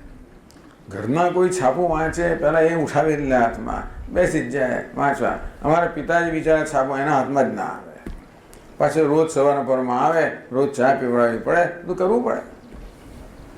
એનો બહુ વાંધો નથી, પણ એને ભાઈ તું છાપું તમે અહીંયા આપણા ના વાંચો, તમને ઘરે મોકલાવી દઈશું. ના, એને હમણાં જ વાંચવું હોય અને આપણું જ છાપું વાંચવું હોય. કેટલી વાર જવાનું કહ્યું, જઈને પાછા આવે, જઈને પાછા, જ્યાં સુધી આકર્ષણ થાય આવે જ કરવાના. એક કારણ દૂર થાય તો કાર્ય દૂર થાય. પછી બીજે દાડા એક દાડા આવ્યા સવારમાં, છાપું જ નહોતું ત્યારે. ક્યાં ગયું છાપું? નથી આવ્યા. બીજે નથી આવ્યું, છાપું જ બંધ કરી દીધું, એને આવતા બંધ થઈ ગયા. એને જાતે ચાલી જાય પછી ના આવે. જાતે ક્યારે ચાલી જાય? આવવાનું કારણ દૂર કરો તો આવવાનું બી કાર્ય દૂર થાય. કારણ દૂર કરીએ તો કાર્ય દૂર થાય. આપણે રોજ આપણે શું કરીએ, કારણને અકબંધ રાખીને કાર્ય સાથે સતત મંથન કર્યા કરીએ. રોજ ધક્કો માન બહાર કાઢે, રોજ ધક્કો બહાર કાઢે, પેલો આવે. પણ એને આવવાનું કારણ દૂર કરીએ તો એ નહીં આવે. આમ રાગ આવ્યા જ કરે, ધક્કો મને બહાર કાઢે, પાછા આવે, પછી બહાર કાઢીએ. પણ રાગનું, દ્વેષનું, ભયનું જે કારણ છે એ કારણ દૂર કરીએ તો આવે જ નહીં. એટલે વીતાહા એ જેમનામાંથી રાગ દ્વેષ આ બધા ચોરો જતા રહ્યા છે. આ કોણ છે? બધા ઘૂસણખોરો છે. એ આપણો સ્વભાવ નથી. સ્વભાવથી આપણે બધા કેવા છે? દેવ છે, સંત છે. સ્વભાવથી બહુ આશ્વાસન લેવા જેવી વાત છે. આપણે બધા કેવા છે? સંત છે, દેવ છે. ભગવાન વર્ણન અદ્વેષ્ટા સર્વભૂતાના મૈત્ર, આ સદગુણોનું વર્ણન કર્યું સંતોનું. એવા આપણે છે સ્વભાવ. પણ જો આપણે બરોબર સાવધાન ન હોઈએ તો શું થાય છે? ઘણી વાર ઘૂસણખોરો આવી જાય, આપણે ઓળખી ના શકતા હોઈએ. આમ બરો સરસ વેશ પહેરીને આવે, સરસ સરસ મજાની વાતો કરે, એમ કરીને ડરાવે ને ઘૂસણપટ્ટી કરે અને પછી રહી જ જાય ત્યાં આગળ એવું કરે અને આપણે એમને ન ઓળખી શકતા તો એ લોકો આવીને ઘૂસણખોરો પછી તો આવીને જમાવે અને આપણા જ પછી માલિક છે પાસે. તેમાં રાગ, દ્વેષ, ભય, ક્રોધ આ બધા કોણ છે? આપણા શત્રુઓ છે. પણ ખબર નહીં કે આપણા શત્રુઓ છે, આપણે કયા મિત્રો છે એમ માનીને આપણે એમને આવકાર આપે. ભૂતકાળમાં નાનું બાળક ઉછળતું હોય ને ત્યારે ભાઈ બહેનો મોટા હોય, બીજા બધા વડીલો મોટા હોય અને પેલું બાળક બિચારું નાનું હોય, એની કોઈ શક્તિ ના હોય, તે પોતાનું રક્ષણ ના કરી શકે અને તે પેલો લઈ લે, ઝૂંટવી લે અને આમ કરે ઘર એ જોરથી ચીસ પાડે. બધા ડરીને બાજુમાં રહે કે હા આ રીત છે. બધાને દૂર રાખવાની આ રીત એને શોધી કાઢે. ચીસ પાડવી, થ્રોઈંગ ટેન્ટ્રમ્સ, આમ પડી જવું, હાથ પગ આમ કરવા, બૂમ કરવી. પછી પેલો ભાઈ એને આપે નહીં, ભાઈ આડો તો લઈ લે એમાંથી તો હા બરોબર છે, મેળવવાની એક બીજી રીતે એને જોડી. એટલે બાળક બિચારો નબળું હોય ને એને જોઈતી વસ્તુ ના મળતી હોય અને ત્યારે એને પોતાનો માર્ગ શોધવો પડે. અને આ રીતે રાગ, દ્વેષ, લોભ આ બધી વસ્તુ એનો ઉપયોગી નીવડી. તે વખતે એને જે પોતે કરવું હતું એ કરવા માટે ચોરી કરતા શીખ્યો. એમને મમ્મી આપે નહીં. મમ્મી કહેજો કે તમે 5 ભાઈઓ છો, મારે તમે દરેકના એક લાડુ મળે પણ મને 3 ખાવા હોય તો એ ના આપે. એ બહાર ગયા એટલે જેને 3 વખત 4 ખાઈ ગયો. કોઈ ખબર જ ના પડે. ખબર પડે તો આપણે પકડાઈએ જ નહીં ને. પણ આવી રીતે આ બધા શત્રુઓ છે એ મારા મિત્રો માનતો હતો, કારણ કે એ દ્વારા હું મારી ઈચ્છાઓ ત્યારે પૂરી કરી શકતો હતો. અને પછી બહુ અનુકૂળ પડી ગયું આ જ વસ્તુનો ઉપયોગ કરવાનો. જેને જુઠ્ઠું બોલેલીએ એટલે પહેલાં ખબર જ ના પડે. આપણે ગુનો કર્યો આપણે એવી સિફતથી બોલીએ કે છટકી જઈએ. અને એને બદલે મોટા બેન એક તમાચા પડે આપણે છટકી જઈએ. આવું બધું કરતા કરતા આપણે રક્ષણ તો કરવું ને આપણું. ત્યારે બાળક બિચારો હોય, અસહાય હોય, પોતાનું રક્ષણ ન કરી શકતું હોય તો પોતાનું રક્ષણ કરવા માટે આ બધા એણે આ બધા માર્ગ ઊભા કરવા પડે. સેલ્ફ ડિફેન્સ મેકેનિઝમ, પોતાનું ડિફેન્સ કરવા માટે, પોતાનું રક્ષણ કરવા માટે આ પ્રકારની વસ્તુ ઊભી કરવી પડે અને તો જ બિચારું ટકી શકે. અને પછી જેમ મોટું થયું આ બધી વસ્તુઓ બહુ અનુકૂળ થતી આવી. એમ કરતાં કરતાં આ કામ, ક્રોધ, લોભ આ બધી વસ્તુઓને પોષણ મળતું જ ગયું. મને એમ કે આ મારા મિત્રો છે અને ધીમે ધીમે એ તો એટલા બધા પ્રબળ બનતા ગયા. હવે ખબર પડી આ તો મારા શત્રુઓ છે. એટલે એ કોણે શબ્દ ઘૂસણખોરો છે, આપણો સ્વભાવ નથી અને માટે આપણે એમને બહાર કાઢી શકીએ છીએ. સ્વભાવ હોય તો પછી આપણે કંઈ ના કરી શકીએ. ચંદનના લાકડાને પાણીમાં લાંબો સમય મૂકવામાં આવે તો બીજા બહારથી એની સપાટી કોવાઈ જાય એટલે એ દુર્ગંધ એમાં આવવા માંડે. એ દુર્ગંધ ચંદનનો સ્વભાવ કેવી છે? આગંતુક છે. એને ઘસીએ પથ્થર સાથે એટલે બહારની પેલી સપાટી જ્યારે ઘસાઈ જાય એટલે અંદરની જેમ પેલી સુવાસ પ્રગટ થાય તેમ આપણે પણ આ બહારથી ઘસવાની જરૂર છે. રાગ, ભય, ક્રોધ આ ક્યાં છે? માત્ર બહારની સપાટી પર છે. એને ઘસવાની જરૂર છે. શેને ઘસવાની? આ જ્ઞાન સાથે ઘસવાની જરૂર છે. આપણે કારણ શોધી કાઢીએ કે રાગ ક્યાંથી આવ્યો, દ્વેષ ક્યાંથી આવ્યો, ભય ક્યાંથી આવ્યો. રાગ એટલે મને કશીક વસ્તુ વગર ન ચાલે, દ્વેષ એટલે કશી વસ્તુને હું સહન ના કરી શકું. આ બધું કેમ છે? એ વસ્તુના સ્વરૂપને ન સમજવાને કારણે, અવિવેકને કારણે જ્યાં ગુણ નથી ત્યાં ગુણનો આરોપ કરું છું, જ્યાં દ્વેષ ત્યાં દ્વેષનો આરોપ કરું છું. આમ ગુણ દ્વેષના આરોપને કારણે રાગદ્વેષ જન્મતા હોય. ગુણ દોષના આરોપને કારણે રાગદ્વેષ જન્મે. આમ જ્ઞાન મારેલા બધાનું કારણ સમજવું. રાગ એટલે આસક્તિ. આસક્તિ કેમ છે? સુખનું સાધન છે એટલા માટે. મને સુખને સલામતી આપે છે માટે આસક્તિ છે. પછી એના પર વિચાર કરું કે સુખ કે સલામતી આપવાની ક્ષમતા આનામાં છે? નથી. જગતની કોઈ વસ્તુને સુખ ના આપી શકે. એ તો મારે સુખ આમાં દેખાવ ઉત્પન્ન કરે. કોઈ મને સલામતી ના આપે છે એ તો મારા અંદરથી, એ તો આત્માનું સ્વરૂપ છે, મારા અંદરથી પ્રાપ્ત કરવાનું છે. આમ જ્યારે મારામાં રાગ દ્વેષ જે બધા જન્મ્યા એ મારા અધ્યારોપને કારણે, અજ્ઞાનને કારણે, અણસમજને કારણે, ગેરસમજને કારણે જન્મ્યા છે. અને ન સમજવાને કારણે હું માનતો હતો કે આ તો સુખનું સાધન છે, આ દુઃખનું સાધન કશે એવું છે જ નહીં. મારો અવિવેક બધાનું કારણ છે. અવિવેકને કારણે રાગ, દ્વેષ, ક્રોધ કેમ જન્મે? મારી ઈચ્છા પૂરી ના એટલે ક્રોધ જન્મે. આ બધું અવિવેકમાંથી જન્મ્યું છે, અજ્ઞાનમાંથી જન્મ્યું છે. વીતરાગ ભય ક્રોધા એટલે મનમાં રાગ જન્મે, ભય જન્મે, ક્રોધ જન્મે તો શું કરે વ્યક્તિ? એનું કારણ સમજે. કારણ દૂર કરે તો કાર્ય દૂર થાય. રાગ, ભય, ક્રોધ કેવા છે? કાર્ય છે. એનું કારણ કયું છે? અવિવેક. વસ્તુને ન સમજ, યોગ્ય રીતે ન, ખોટી સમજવી. આમ જગતના પદાર્થોને ખોટા સમજવા. જ્યાં સુખ નથી ત્યાં સુખના અધ્યારોપ કરવો, દુઃખ નથી ત્યાં દુઃખનો આરોપ કરવો. જ્યાં સુખ છે આત્મા એના પર દુઃખનો આરોપ કરવો, જ્યાં સુખની જગત એના પર સુખનો આરોપ કરવો. આત્મા સુખ જ સ્વરૂપ છે એનો દુઃખનો આરોપ, હું દુઃખી છું. જગતમાં સુખ નથી તે સુખનો આરોપ. આ સુખનું સાધન છે. આ બધું શું છે? અવિવેક છે. એમાંથી પોતાના પ્રત્યે અસંતોષ અને માટે બીજી બધી વસ્તુઓનું મૂલ્ય વધી જાય, પોતાનું અવમૂલ્યન થઈ જાય. આવા વીતરાગ ભય ક્રોધા, જે લોકો રાગ, ભય, ક્રોધ આ બધા જે આવેગો છે એ કેમ ઉઠે છે એને સમજતા હોય છે. અવિવેકને કારણે જન્મ્યા છે. વિવેકપૂર્વક જે લોકો એને દૂર કરે છે. વિવેક એકવાર આવે પછી આવશે નહીં પાછળ. અને એથી આગળ વધીને જ્યારે માણસને જ્ઞાન થાય કે હું તો સચ્ચિદાનંદ છું, પૂર્ણ છું, ત્યાં પછી રાગ, ભય, ક્રોધનો કોઈ સવાલ જ નથી. આપોઆપ જ જતા રહે. મનમયા, ભગવાન કે મનમયા,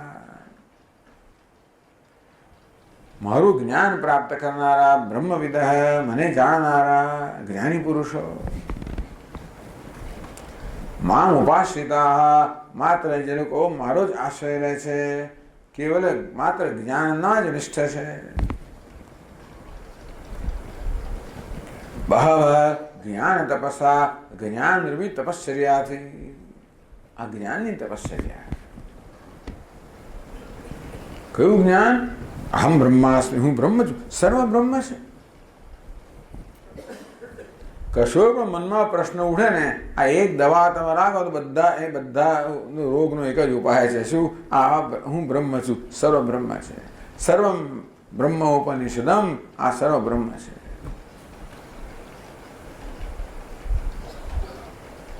આ જ્ઞાન માર્ગની વાત છે. એટલે ચર્ચા શ્લોકની આ પ્રકારે બીજી રીતે પણ થઈ શકે, પણ આ ભગવાન અત્યારે જ્ઞાન માર્ગની વાત કરી. આ ચોથો અધ્યાય એ જ્ઞાનનો અધ્યાય છે.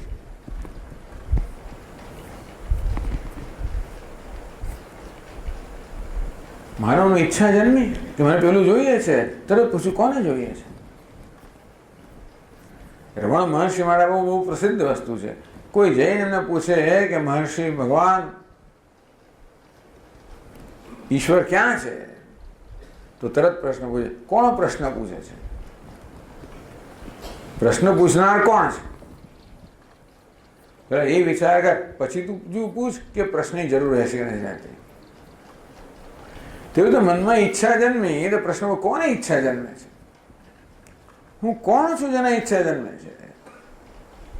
અરે શાસ્ત્ર કે હું તો બ્રહ્મ છું, પૂર્ણ છું, અને ઈચ્છા કેમ જન્મે? આ ઈચ્છા પૂર્ણ જન્મી જ ના શકે. આ તો અયોગ્ય વસ્તુ છે, ઇલેજિટિમેટ. આ તો માત્ર અજ્ઞાનની ઉપજ છે. અને આ રીતે ઈચ્છા જન્મે, ક્રોધ જન્મે, લોભ જન્મે, ભય જન્મે. કોને જન્મ્યો? જે અદ્વિતીય છે, જ્યાં દ્વિતીયાદ્વય ભયમ ભવતી, જ્યાં દ્વૈત હોય ત્યાં ભય હોય, અદ્વૈતમાં ભય કેમ હોઈ શકે? જ્ઞાન તપસ્યા, આપણે જ્ઞાન રૂપી તપશ્ચર્યાથી આ બધી વસ્તુ દૂર થાય. શ્રવણ, મનન, નિધિધ્યાસન, બહુ જ્ઞાન તપસ્યા. ભગવાન આ અધ્યાયમાં કહેશે યથૈતાંશ સમિદ્ધોગ્નિ ભસ્મસાત કુરુતે અર્જુન જ્ઞાનાગ્નિ સર્વકર્મણિ ભસ્મસાત કુરુતે તથા. કે અર્જુન જેવી રીતે સારી રીતે પ્રજ્વલિત થયેલો અગ્નિ બધા બળતણને ભસ્મસાત કરી નાખે, તે રીતે આ જ્ઞાન અગ્નિ પણ બધા જ્ઞાનને, આ બધી ગ્રંથિઓને ભસ્મસાત કરી નાખે. આવો ઊંચો માર્ગ છે. કયો માર્ગ? જ્ઞાનનો માર્ગ. હું કોણ છું? કોને થઈ રહ્યું છે? કોના માગી રહ્યું છે? કોને ક્રોધ આવી રહ્યો છે? કોના પર ક્રોધ આવી રહ્યો છે? અને આમ કર્યું કોણ? એ કરનાર કોણ છે? એ રૂપમાં સચ્ચિદાનંદ પરમાત્મા છે. તું કોના પર ક્રોધ કરી રહ્યો છું? એના દેહ પર ક્રોધ કરી રહ્યો છું? એની ઉપાધિ પર ક્રોધ કે એના પર? એ તો ક્રોધને લાયક જ નથી. એ તો તારો આત્મા છે. તું જે રૂપમાં રહેલો છે. ક્રોધ કોના પર કરીએ છીએ? આપણે ક્રોધ કરીએ ત્યારે પેલા રાજાની કથા પણ કહીએ છીએ ભૂતકાળમાં. એક રાજા હતો, એની પાસે એક કૂતરો હતો, એનો બહુ પ્રિય કૂતરો. રાજા થોડો વર્ણાગ્યો હતો. રાજાએ પોતાના માટે ખાસ એક હોલની ખંડની રચના કરેલી, જ્યાં ચારે બાજુ બધા અરીસાઓ જડવામાં આવ્યા હતા. રાજા જ્યારે બની ઠને બહાર જવાનો ને ત્યારે એ અરીસાના હોલમાં જાય અને જ્યારે જુએ કે ઉપરથી કેવો દેખાવો, કઈ લોકો ઉપરથી જોતા હોય, આમથી જોતા હોય, પાછળથી જોતા હોય, કેવો દેખાવ જોયો બરાબર, અને પછી બહાર જાય. એનું કૂતરો સાથે સાથે સામાન્ય રીતે, પણ એ રાજાએ પોતાના સેવકોને ખાસ સૂચના આપેલી કે ક્યારેય પણ આ કૂતરાને આ અરીસાવાળા ખંડમાં જવા ના દેશો. એક દિવસ રાજા બહાર ગયા અને કોઈક રીતે પેલા હોલમાં ગયા હશે ને એનો દરવાજો ખુલ્લો રહી ગયો. અને કૂતરું તો ફર્યા કરે. કૂતરાનો ખુલ્લું જો એટલે ઘૂસે અંદર. કૂતરાનો સ્વભાવ છે, ખુલ્લું જો એટલે ઘૂસે. આ દરવાજો ખુલ્લો જો ભૂલથી ખુલ્લો રહી ગયો, એમાં ઘૂસી. પહેલી વાર જેવું કૂતરું અંદર ઘૂસ્યું, સામે કૂતરું, આમ કૂતરું, પેલું બાજુ કૂતરું ભસવા મળે, પેલું ભસવા મળે, અહીં ભસવા મળે, આમ ભસવા મળે. હવે પછી કેટલીક વાર જે રાજા પાછા આવ્યા, પેલું કૂતરું તો ક્યાંય દેખાય નહીં. પૂછ્યું ક્યાંનું કૂતરું? જડે નહીં કોઈ. કે જો પેલો હોલનો દરવાજો ખુલ્લો થઈ ગયો ને, ત્યાં ગયા તો ખરેખર એવું જ નીકળ્યું, કૂતરું બિચારું ખૂણામાં લોહી લોહાણ થઈને પડેલું. સતત યુદ્ધ કર્યું કૂતરાએ. કોની સાથે યુદ્ધ કર્યું? દિશામાં કોને જોતો હતો? પોતાને. પણ ખબર નથી કે હું પોતાને જોઈ રહ્યો છું. આપણે યુદ્ધ કરીએ છીએ કોની સાથે? જ્યારે વિચાર કરવામાં આવે, જ્ઞાન તપસા, આ જ્ઞાન રૂપી તપશ્ચર્યા, કે જ્યારે ક્રોધ કરી તો કોની સામે ક્રોધ કરી રહ્યો છું? કોનાથી ભયભીત છું? આ કોણ માંગી રહ્યું છે? કોને બધી તકલીફો છે? કોણ ઈચ્છા કરી રહ્યું છે? કોણ દુઃખી થઈ રહ્યું છે? કોને શોક સંતાપ થઈ રહ્યો છે? એક રીત છે. જો અજમાવી શકતા હોઈએ તો અંતિમ ઉપાય છે. ન અજમાવી શકતો બીજા ઉપાયો છે. પણ જો અજમાવી શકે જ્ઞાન તપસ્યા, કે ભગવાને એક શબ્દ આપણે માટે આપણે આવી રીતે ચર્ચા કરીએ છીએ. જ્ઞાન રૂપી તપ. કોની સામે, કોનાથી હું ભયભીત છું? કોણ ભયભીત છે? એક જ આત્મા, હું જ સ્વરૂપમાં વ્યક્ત થઈ રહ્યો છું. હું કોનાથી ડરી રહ્યો? મારાથી. હું કોનાથી લડી રહ્યો છું? મારી સાથે જ. આ પ્રકારે આ જ્ઞાન, કયું જ્ઞાન? હું બ્રહ્મ છું, સર્વ બ્રહ્મ છે, એ પ્રકારનું જ્ઞાન. હું નિત્ય મુક્ત છું. એ સતત એ જ્ઞાન રૂપી તપશ્ચર્યા. દરેક ક્ષણે એ વસ્તુને જ આગળ કરવી. સબ દુઃખો કી એકદમ. પૂતાહ, આ પ્રકારે પવિત્ર થયેલા. જે કે રાગ હોય, ભય હોય, ક્રોધ હોય, અજ્ઞાન હોય, જે બધી અપવિત્રતા છે, આ પ્રકારે આ જ્ઞાન રૂપી તપશ્ચર્યાથી આ બધી અપવિત્રતાઓ દૂર થતી જાય અને આપણે પવિત્ર થતા જઈએ. મદભાવમ આગતા મામ ઉપાશ્રિતા કેવલ જ્ઞાન નિષ્ઠા, માત્ર જ્ઞાનમાં જ નિષ્ઠ છે, બીજું કંઈ કરતા નથી. આ લોકો જ્ઞાન રૂપી શસ્ત્રથી જ આ બધું કામ કરે છે. એક એવો સમય આવે બધાને માટે, શરૂઆતમાં કર્મ હોય, ઉપાસના હોય, બધું હોય, ના નહીં, ભક્તિ હોય, એ બધી વાત પણ આવશે જ. પણ છેલ્લે જ્યારે જ્ઞાન આપણને થયું, પછી આપણે જ્ઞાનમાં નિષ્ઠા પ્રાપ્ત કરવાની હોય તો મને જ્ઞાન રૂપી તપશ્ચર્યાથી માં ઉપાસિતા, માત્ર જ્ઞાન નિષ્ઠ જ છે એ લોકો. એ જ એમની તપશ્ચર્યા છે.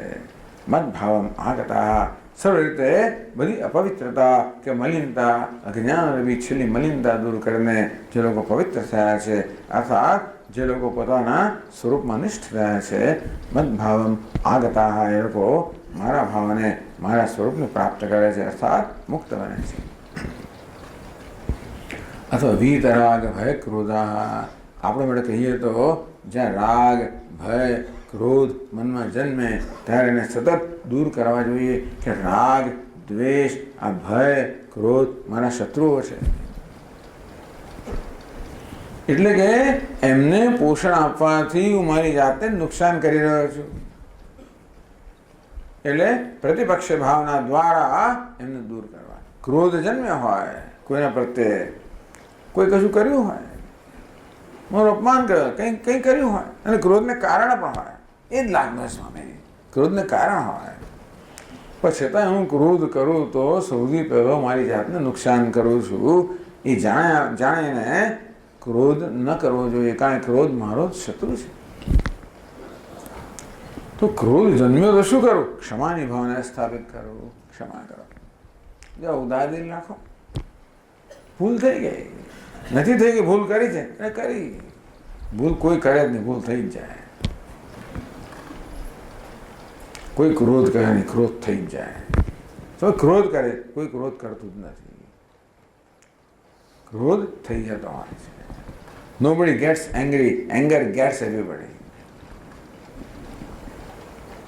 બિચારો અસહાય છે, આ ક્રોધ કરે છે, બહારથી આવો દેખાય છે, અંદરથી બિચારો અસહાય છે. માટે એ દયાને પાત્ર છે, એ સહાનુભૂતિને પાત્ર છે, આપણે ક્રોધને પાત્ર છે. એમ કરીને આપણે આપણા ક્રોધમાંથી મુક્ત થઈ શકીએ, ભયમાંથી, ભય કેમ જન્મે છે? આસક્તિમાંથી જન્મે. કશુંક પકડી રાખવા માંગુ છું, એ જતું રહેશે તો શું? રાગ દ્વેષમાંથી ભય જન્મે. આસક્તિ છે, પકડી રાખવા માંગુ છું, જતું રહેશે તો શું? દ્વેષમાંથી ભય જન્મે, પેલું નથી ગમતું, આવી જશે તો શું? મને ભયનું કારણ આસક્તિ, એ છોડી દે તો ભય દૂર થાય. આ પ્રકારે વીતરાગ ભય ક્રોધા મન્મયા, જે માત્ર ભગવાનને સમર્પિત થયેલા છે, મામોપાસિતા, ભગવાનને શરણાગત થયેલા છે, જ્ઞાન તપસ્યાથી જે લોકો જ્ઞાનનિષ્ઠ બન્યા છે, એ લોકો મુક્ત થાય છે. એટલે આનો અર્થ એ છે કે અર્જુન અનેક બધા આ જ્ઞાન માર્ગનું અનુસરણ કરીને મુક્ત થયેલા છે. અને માટે એ આજકાલનો માર્ગ નથી, કોઈ નવો ચીલો નથી. હું તને જે ઉપદેશ કરી રહ્યો છું એ તો એ ખરેખર ખૂબ ખેડાયેલો માર્ગ છે, અને તેથી એ ખરેખર તો અનુભવાયેલો માર્ગ છે. એને પોતાની સફળતા ખરેખર તો પુરવાર કરેલી છે. અને માટે આ માર્ગનું અનુસરણ કરવું સેફ છે. ટૂંકમાં એમાં કોઈ પ્રકારનો ભય નથી. મહારાજ આપ કહો છો કે જે આ પ્રકારે આ જ્ઞાનની ઉપાસના કરતા હોય, જે આપના ભક્તો હોય, જે આપને આશ્રિત થયેલા હોય, આપને શરણાગત થયેલા હોય, એ બધા આપને પ્રાપ્ત કરે, એ બધા મુક્ત થાય. અને જે આપને શરણાગત નથી એ બધા બિચારા બંધનમાં જ રહે. એટલે આપ પણ પાછા પક્ષપાતી તો ખરા ને.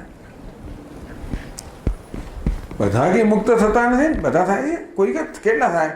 જે ભગવાનને મામ ઉપાસ, જે મને શરણાગત થયા છે, જે મારું ચિંતન કરે છે, જે મારી ભક્તિ કરે છે. એટલે આપ પણ પક્ષપાતી તો ખરા ને. એ લોકોને મુક્ત કરો છો અને બીજા નથી કરતા, એવો પ્રશ્ન થાય. એટલે આ જો ભગવાનને સમજવાની આવી વસ્તુઓ છે, ઈશ્વર તત્વ શું છે એની આ ચર્ચા છે. જેટલી સ્પષ્ટતાથી આપણે આ બધું સમજીએ, એટલી સ્પષ્ટ ઈશ્વરને સમજીએ, તો આપણી શ્રદ્ધા જે છે ને એ શ્રદ્ધા સમજપૂર્વકની થાય.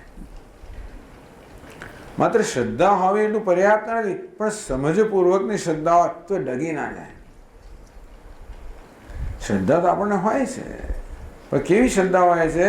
જ્યાં સુધી ભગવાન મારું કહ્યું કરતો હોય ત્યારે ભગવાનમાં શ્રદ્ધા કરી, ભગવાન જ્યારે કહ્યું કરતો બંધ થઈ જાય ત્યારે ભગવાનને પણ હું છોડી દઉં. હવે કેવો ભગવાન આટલું કર્યું ને શું ભગવાન મારા વડે શું કર્યું? આટલી પ્રાર્થનાઓ કરી કે ટૂંકમાં શ્રદ્ધા જ્યારે બી દ્રઢ નથી હોતી ત્યારે આપણે હલી જતા હોઈએ છીએ. તો જીવનની વિષમ પરિસ્થિતિમાં એવું શું છે જે આપણને ખરેખર સ્વસ્થ રાખી શકે? ઈશ્વરમાં શ્રદ્ધા. એ શ્રદ્ધા કેવી છે? દ્રઢ હોવી જોઈએ. એ ક્યારે હોય? જેટલું આપણે ઈશ્વરને વધારે સારી રીતે સમજ્યા હોઈએ એટલી એનામાં શ્રદ્ધા દ્રઢ હોય, અને તો આપણે વિષમ પરિસ્થિતિ અંદર પણ સ્વસ્થ રહી શકીએ. એટલે ભગવાનને સમજવાની આ ચર્ચા થઈ રહી છે. તો પ્રશ્ન થાય કે ભગવાન આપ પક્ષપાતી જણાવો છો. આપના કેટલાક ભક્તો છે, મુમુક્ષુઓ છે, સેવકો છે, જે આપને શરણાગત થયેલા છે, એ લોકોને આપ મુક્ત કરો છો, અને બીજા બધા રખડ્યા જ કરે સંસારની અંદર, એમને કશું કરતા નથી. તો શું આપ પક્ષપાતી નથી? તો ભાઈ આપના મને મારા કાકામાં ફેર શું? મારા કાકામાં એટલે મારામાં શું ફેર? હું એવો જ છું. વોટ ડિફરન્સ અંકલ એન્ડ ભગવાનમાં કોઈ શું ફેર છે? એક માઇટી છે, બીજો ઓલ માઇટી છે, પણ સરખું જ થયું ને. આ તો આ પક્ષપાતી, પેલા પક્ષપાતી છે. ભગવાન પક્ષપાતી છે? ભગવાન કે ના, હું પક્ષપાતી નથી. સમોહમ સર્વભૂતેષુ, હું બધા માટે સમાન છું, હું બધા માટે સમાન દ્રષ્ટિ ધરાવું છું, બધા પ્રત્યે સમાન અનુગ્રહ કરનારો છું. તો પછી લોકોમાં આટલો ભેદ કેમ જણાય છે? સૂર્ય દેવતા કે એકના ઘરમાં અંધારું ને એકના ઘરમાં પ્રકાશ. સૂર્ય દેવતા આપ પક્ષપાત કરનારા છો, આના ઘરને તો પ્રકાશ લાવો છો અને આના ઘરને અંધારું રાખો છો. કેમ એના પર એને કેમ એના ઘરને પ્રકાશિત કેમ નથી કરતા? સૂર્ય કે હું તો બધા પ્રત્યે સમાન છું, પણ જેણે પોતાની બારીઓ ખોલી હોય ત્યાં પ્રકાશ પ્રવેશ કરે, જેણે બારી ખોલી નથી એના ઘરમાં અંધકાર હોય, એ મારા પક્ષપાતને કારણે નથી. એના પક્ષે થવું જોઈએ એ ન થતું હોય. એ જે ફેરફાર જણાય છે ભેદભાવ, એ ભેદભાવ ઈશ્વર ભેદભાવ રાખે એટલા આપણે નહીં, પરંતુ આપણે કયા પ્રકારની વૃત્તિ રાખીએ છીએ એ પછી આપણને ભગવાનના અનુગ્રહનો કેટલો લાભ મળે અને કેવો લાભ મળે એ આપણે નક્કી કરીએ છીએ. ભગવાન તો કંઈ એનો તો અનુગ્રહ વરસી જ રહ્યો છે. હવે એમાં આપણે સરોવર પર જઈએ એને કેટલું પાણી આપણને મળે, જેટલું આપણું પાત્ર હોય એટલું, એથી વધારે ના મળે. એક નાની ટબુકડી લે તો એટલું પાણી મળે, કોઈ ડોલ લે તો એટલું પાણી મળે, આપણો ઘડો તો એટલું પાણી મળે. કોઈ સરોવર નથી કહેતું કે અમારું પાણી ના લેશો. ભગવાનનો પક્ષપાત નથી. કેમ નથી? 11મા શ્લોકમાં કહે છે, ये यथा ये यथा मां प्रपद्यन्ते मां प्रपद्यन्ते तांस्तथैव भजाम्यहम् मम वर्त्मानुवर्तन्ते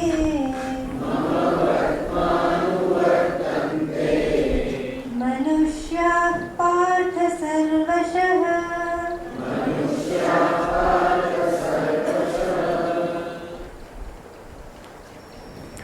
ભગવાન એક નિયમ કયા હોય, ये यथा मां प्रपद्यन्ते तांस तथैव भजाम्यहम्.